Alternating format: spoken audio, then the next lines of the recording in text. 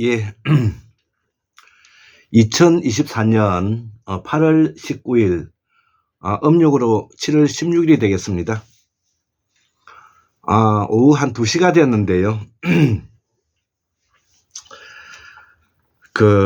오늘 태고사의 재발견, 오늘 170번째,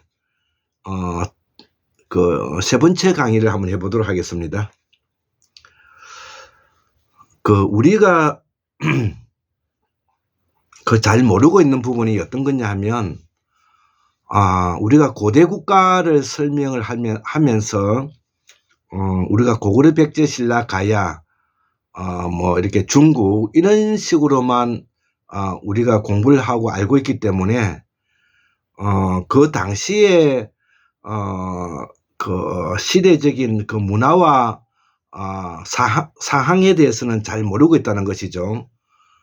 그래서, 이것을 이해하려면, 샤먼 제국에 대해서, 기본적인, 사상과 철학을, 가지고 있지 않으면, 우리가, 고대사를 이해하기가 어렵게 되는 것입니다. 가령 예를 들어서, 우리가 신라가 제사장 계급인데요.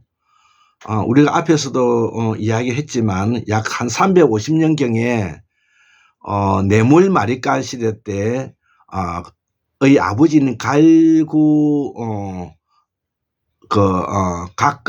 말구 각간인 아버지가 주도가 되어 가지고 지금 이제 압록강 위에 그 집안현에 부두를 건설을 했다는 것이죠. 이때 아들이 17대 뇌물 마리간이니까 그 이후에 21대 소지 마리간 시대 때 약 488년경에 지금 현재 경주에 들어왔다는 것이죠. 자, 이런 부분들을 우리가 알지 못하면 우리가 고구려 백제에 대해서 지금까지 우리가 배우고 있는 그런 방식으로만 알고 있다는 것이죠. 자, 그래서 그 이후에 이 신라는 소위 말하는 율령을 반포하고 중앙 집권화를 해가는 방식으로 나라가 변화를 모색하고 있는데, 이때 이제 들어온 그 사상과 종교가 바로 유교, 불교, 도교 이런 것들이 이제 한꺼번에 이제 들어온 것이죠. 그래서 유교, 불교, 도교라는 것은 다원적인 어떤 신앙보다는 유일적인 신앙이 이제 강한 것이죠. 이 말은 다원적인 신앙 체계에서 단일한 신앙 체계로 오고 있다는 말을 할 수가 있는 것이죠. 그러면은 단일한 신앙 체계와 단일한 종교로 단일한 사상으로 이렇게 묶는다는 뜻은 그만큼 왕이 그 당시에 그런 필요성을 가지기 때문에 그런 것입니다. 우리가 유럽의 로마가 그렇고요. 그 다음에 우리가 고구려, 백제, 신라가 다 그런 이유인 것입니다. 그래서 527년이 이게 우리 역사에서는 매우 중요한 날인데요. 여기 법화왕 14년에 우리가 이차돈의 순교라는 말 들어보셨지 않습니까? 이 이차돈의 순교가 바로 구세력과 새로운 신진 세력과의 권력 투쟁이 이제 본격적으로 진행되는 것이죠. 구 권력인 육촌을 비롯해서 소위 말하는 샤먼, 우리 말하는 토속신앙이라 그러죠. 토속신앙이라기보다는 샤먼 제국에 편성되어 있는 샤먼 사상이라고 보시면 될 것입니다. 그래서 샤먼 사상, 샤먼 제도, 샤먼 제국, 샤먼 문명, 이거 네 가지가 샤먼을 대표하는 것이라는 것이죠. 왜 이렇게 말을 할 수가 있느냐 하면 우리가 고구려, 백제, 신라 이전에 우리가 삼한 체제지 않습니까? 마한, 진한, 변한. 마한이 가장 컸는데요.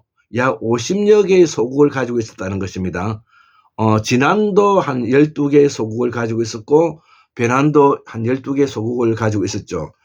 우리가 변환의 가장 대표적으로 우리가 변환 소국 중에 하나가 바로 우리가 가야인 것입니다. 가야. 자, 그래서 엄격히 말하면 지금 이제 가야 문화권인 불경은 지금 이제 경상도를 말하는 것이죠. 경상도 중에서 이게 경상남도를 이제 대부분 지칭하는데요. 이 경상남도에 있는 이 변환소국은 생산자 계급에 들어간다는 것이죠.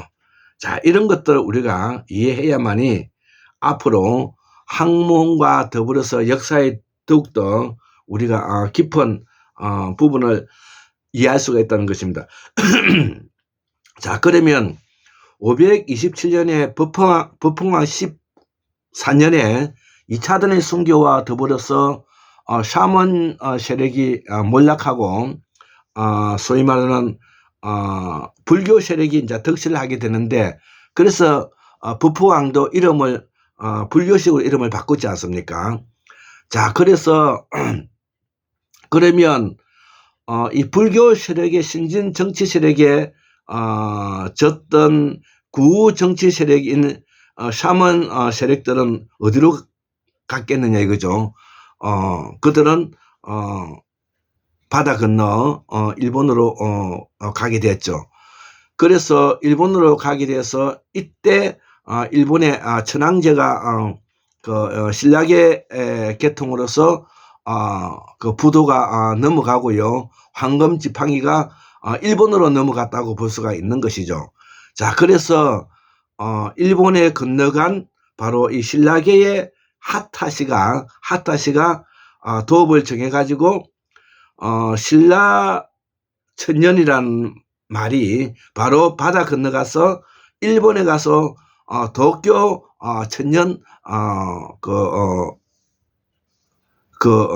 고대 고도시가 되는 것입니다. 교토 천년이라는 것은 바로 신라계 샤먼들이 건너가서 거기에 자리 잡고 샤먼 국가를 만들었던 것이 약 1000년 된다는 것입니다. 그 이후에 이제 우리가 도쿠가와 이에야스가 에도 정부로 지금 이제 도쿄로 수도를 옮기게 되었지만, 그 이전에는 바로 샤먼 세력이 주도하고 있다는 말이 되겠고, 일본에서 지금 이제 천황제를 유지하고 있는 것은 바로 제사장 계급을 대신하는 부분을 가지고 있다는 것이죠.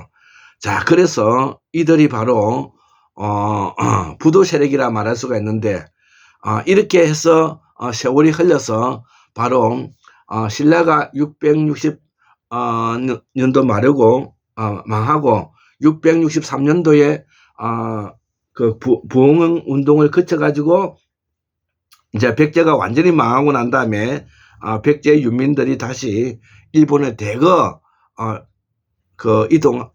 이동하면서 오늘날의 일본이라는 나라가 670년대 일본 서기를 만들고 드디어 일본이 완전한 일본국으로서의 면모를 갖추어가는 시기가 그렇다는 것이죠. 그래서 그 이전에는 고대 국가의 기본적인 틀이 중앙 집권적인 요소보다는 유명무실한 천황이 있을 뿐이고, 그 밑에는 바로 샤먼색들이 소국을 이루어서 나라를 집권하고 있는 그런 형태다. 이렇게 우리가 이해해야만이 우리가 역사를 바로 이해할 수가 있다는 것입니다. 자, 그래서 오늘 세 번째 강의로 바로 2차돈의 순교 이후 법흥왕 14년에 바로 2차돈의 순교 이후에 바로 샤먼 세력과 구 세력과 신 세력인 불교 세력이 어떻게 권력 투쟁을 거쳐서 그 일본에 이렇게 건너가게 되었는가, 이 부분을 제가 설명을 했습니다. 자, 그래서 그때부터 527년부터 해가지고 1910년까지 우리가 그 조선 왕조가 무너지는 이 시기까지 약 1400년 정도의 전제 왕권 국가가 마련되었던 나라가 바로 지금 이제 일본이라는 것이죠. 자, 그래서 일본이 오늘날의 일본이 되게 된 것은 바로 아까 앞에서도 이야기했던 샤먼 세력들이 일본에 건너가서 메이지 유신과 함께 바로 중앙 집권을 하면서 오늘날의 일본이라는 나라가 저렇게 공고하게 되었다는 것을 제가 설명을 하는 것입니다. 자, 1400년 동안의 전제 왕권 국가가 있었다는 것이죠. 자, 그래서 이 527년은 2차 단일 순교와 함께 이들은 일본 열도로 부도를 옮겼고 신라 부도 세력이 지금 현재 일본 천황가이며 이들이 신라 천년을 지켜왔듯이 교토 천년 세력이 되었다는 것이죠. 자, 그래서 이 신라계인 이 하타시는 하타시가 샤머님이 분명하고 이들 세력의 반개가 바로 사무라이들이라는 것이죠. 자, 그래서 일본은 관동의 도쿠가와 이에야스 고구려 계통이죠와 신라계 하타시 천황과 이후에 임진왜란 때 관서 지방의 토요토미 히데요시 잔존 세력인 하급 무사들이죠. 이후에 막부 200년 동안 시대가 끝나고 관서 하급 무사에 의해서 이 메이지 유신이 진행된다는 것입니다. 자, 그래서 이를 이어받았다는 것이죠. 자, 그래서 우리가 경상도에서는 이 박정희 대통령이 10월 유신을 단행하고 근대 국가로 1961년도에 군사 쿠데타를 단행하고 이후에 한국은 군사 쿠데타 세력을 우리가 군인이 나라를 이루었다는 것이죠.